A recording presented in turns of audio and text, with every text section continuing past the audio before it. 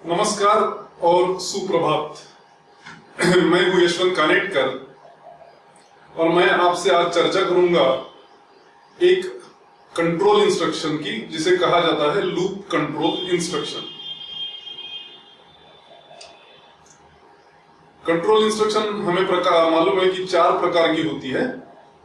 सबसे पहला तो है सीक्वेंस कंट्रोल इंस्ट्रक्शन, फिर है डिसीजन कंट्रोल इंस्ट्रक्शन और तीसरा प्रकार जो होता है उसे कहते हैं रिपीटिशन या लूप कंट्रोल इंस्ट्रक्शन। एक चौथी प्रकार की भी कंट्रोल इंस्ट्रक्शन होती है जिसे कहा जाता है केस कंट्रोल इंस्ट्रक्शन। तो वो तो हम बाद में देखेंगे। आज हम लोग चर्चा करेंगे लूप या रिपीटिशन कंट्रोल इंस्ट्रक्शन की।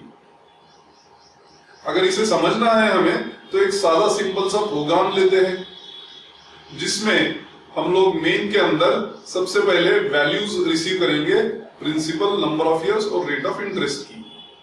तो इन्हें स्कैन कर लेते हैं। ये स्कैन हो जाने के बाद हम लोग सिंपल इंटरेस्ट कैलकुलेट करेंगे और उसे प्रिंट कर देंगे। वेरिएबल्स हमें डिक्लेयर करने होंगे, कुछ इंट है कुछ फ्लोट है, और फिर आखिर में हम लोग प्रिंट करेंगे सिंपल इंटरेस्ट को। अगर मुझे यही हासिल करना है इस प्रोग्राम से तो ये प्रोग्राम बिल्कुल सही है। पर अगर मैं चाहता हूं कि बार बार अगर मुझे अलग अलग सेट ऑफ वैल्यूज के लिए सिंपल इंटरेस्ट निकालना है तो बार बार मुझे प्रोग्राम को एग्जीक्यूट करना होगा। वो तो अच्छी बात नहीं है। प्रोग्राम ऐसा होना चाहिए कि जो कई सारे वैल्यूज के लिए एग्जीक्यूट कर पाए हम लोग। तो अगर मुझे ये 10 अलग अलग सेट ऑफ वैल्यूज के लिए एग्जीक्यूट कराना है तो मुझे लूप कंट्रोल इंस्ट्रक्शन का प्रयोग करना होगा। आइए देखते हैं कैसे इस लूप कंट्रोल इंस्ट्रक्शन को इस प्रोग्राम में इंप्लीमेंट कर सकते हैं।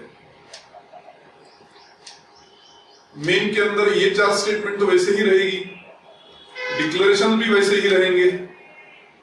अब मुझे ये जो 4 इंस्ट्रक्शन रिपीट करनी है, ये रिपीट करने के लिए मुझे लूप कंट्रोल इंस्ट्रक्शन का प्रयोग करना है। ये loop control instruction C programming में इसके लिए कीवर्ड है जिसका नाम है व्हाइल। तो मुझे यहां व्हाइल लिखना होगा। व्हाइल के बाद एक पेयर ऑफ पैरेंथेसिस रहेगी। इस पेयर ऑफ पैरेंथेसिस में मैं कंडीशन दूंगा i less than equal to 10। While का मतलब है so long as. So long as क्या? सो लॉन्ग एज ये कंडीशन ट्रू रहती है। सो लॉन्ग एज ये कंडीशन ट्रू रहती है तब तक मैं क्या करूं? ये 4 इंस्ट्रक्शंस एग्जीक्यूट करते रहूं। अब आई तो डिफाइन करना होगा।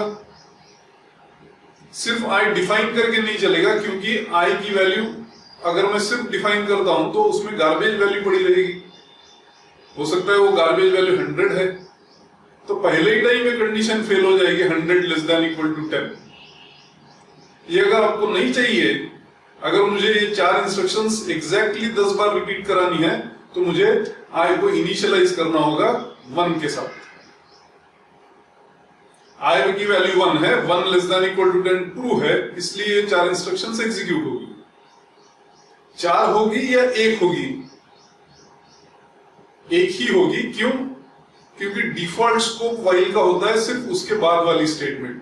मतलब अभी सिर्फ printf enter values of pn and r यही स्टेटमेंट रिपीट करने के लिए मजबूर है ये व्हाइल लूप। हमें ये नहीं चाहिए। हमें चाहिए कि चारों इंस्ट्रक्शंस एग्जीक्यूट हो एक के बाद एक 10 टाइम्स। इसलिए मैं क्या करूंगा, आखिर में लिखूंगा i equal to i plus 1 और ये सारी इंस्ट्रक्शंस एक पेयर ऑफ ब्रेसेस में लिख दूंगा। ये करने के बाद ये प्रोग्राम कैसे एग्जीक्यूट होगा, चलो स्टेप बाय स्टेप देखते हैं। i की वैल्यू सबसे पहले 1 रहेगी। 1 less than equal to 10 true है, इसलिए पहले सेट ऑफ वैल्यूज के लिए सिंपल इंटरेस्ट का कैलकुलेशन होगा, वो वैल्यू प्रिंट हो जाएगी। फिर i equal to i plus 1 पे पहुंचेगा कंट्रोल। अब i की वैल्यू 1 है तो 1 प्लस 1 2 हो गया, मतलब i की वैल्यू 2 हो गई। फिर कंट्रोल पहुंचा क्लोजिंग ब्रेस पे। जैसे ही कंट्रोल क्लोजिंग ब्रेस पे पहुंचता है तो अपने आप ऊपर चला जाता है व्हाइल पे। उसके लिए हमें कुछ नहीं करना। व्हाइल पे पहुंचने के बाद i की वैल्यू अब 2 है तो 2 less than equal to 10 true रहेगा। इसलिए दूसरे सेट के वैल्यूज के लिए आप सिंपल इंटरेस्ट निकाल पाओगे। फिर कंट्रोल पहुंचेगा i इक्वल टू i+1 पे, तो 2+1 हो जाएगा, मतलब i की वैल्यू 3 हो जाएगी। फिर क्लोजिंग ब्रेस पे पहुंचेगा, फिर कंट्रोल ऊपर जाएगा, i less than equal to 10, अब की बार 3 लेस देन इक्वल टू 10 हो जाएगा, कंडीशन फिर से ट्रू हो गई, इसलिए तीसरी बार ये एग्जीक्यूट होगा। ऐसे होते रहेगा, कभी चल करके आगे i की वैल्यू 9 हो जाएगी। जब i की वैल्यू 9 बनेगी तो 9+1 10 हो जाएगा।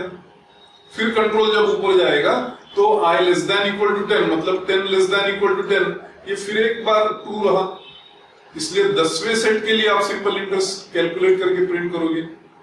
फिर i इक्वल टू i+1 पे पहुंचेगा, 10+1 अब की बार 11 हो जाएगा। फिर कंट्रोल ऊपर जाएगा, अब i less than equal to 10 fail हो जाएगा, क्योंकि i की वैल्यू है 11 और 11 लेस देन इक्वल टू 10 ये फॉल्स हो जाएगा। जैसे ही व्हाइल में की कंडीशन फेल हो जाती है तो कंट्रोल व्हाइल से निकल करके बाहर आता है। बाहर आने पर उसे मिलती है क्लोजिंग ब्रेस ऑफ मेन, और वहां पहुंचते से ही हमें मालूम है कि एग्जीक्यूशन खत्म हो जाता है। इस प्रकार हम लोग 10 अलग अलग सेट ऑफ वैल्यूज के लिए सिंपल इंटरेस्ट कैलकुलेट कर पाएंगे। अब ये समझिए कि सिंपल इंटरेस्ट से व्हाइल लूप का वैसे तो कोई लेना देना नहीं है। हम कोई भी इंस्ट्रक्शन लिखे उसको 10 बार अगर रिपीट करने हैं तो करा सकते हैं, तो एनी लॉजिक विल डू। आपको सिर्फ ये याद रखना है कि आपने कोई ना कोई लूप काउंटर यूज करना चाहिए, जो हमारे केस में i ये वेरिएबल है। कुछ लोग इसे इंडेक्स वेरिएबल भी कहते हैं, पर मैं प्रिफर करता हूं लूप काउंटर। क्यों? क्योंकि i का यूज करके हम लोग कर क्या रहे हैं, हम लोग काउंट कर रहे हैं कितने बार ये लूप एग्जीक्यूट हो रहा है। इसलिए i इक्वल टू 1 जब हम लोग कर रहे हैं तो हम लोग इनिशियलाइज कर रहे हैं लूप काउंटर को, और i less than equal to 10 में टेस्ट कर रहे हैं लूप काउंटर को फाइनल वैल्यू के साथ, और i इक्वल टू i+1 में इंक्रीमेंट कर रहे हैं लूप काउंटर को।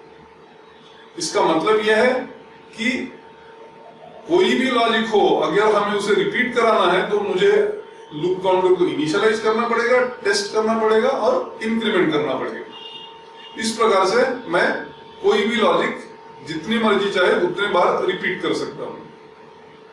अब ये तो एक तरीका हो गया, i equal to 1, i less than equal to 10 और i इक्वल टू i+1। इसके बदले में क्या 2 to 11 इन स्टेप्स ऑफ 1 कर सकता हूं? बिल्कुल कर सकते हो, वो लूप भी 10 बार चलेगा। या मैं i equal to 1 to 100 in steps of 10 भी कर सकता हूं, या मैं उल्टा भी काउंट करा सकता हूं, i equal to 10, i greater than equal to 1 और i इक्वल टू i-1। मतलब क्या, ये जो लूप काउंटर है ये इंट हो सकता है, कैर हो सकता है, फ्लोट हो सकता है, लॉन्ग इंट हो सकता है। यूजुअली इंट रहेगा, और हम लोग कैर भी यूज कर सकते हैं।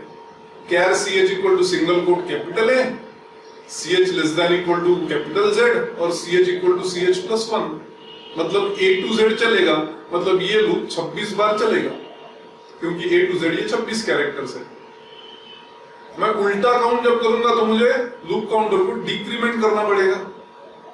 तो डिक्रीमेंटेशन की कितनी वैल्यू होगी वो भी मैं तय कर सकता हूं। जैसे मैंने कहा 1 to 10 इन स्टेप्स ऑफ 1 के बदले में 1 to 100 इन स्टेप्स ऑफ 10 भी कर सकता हूं, या 0.1 to 1.0 इन स्टेप्स ऑफ 0.1 भी कर सकता हूं।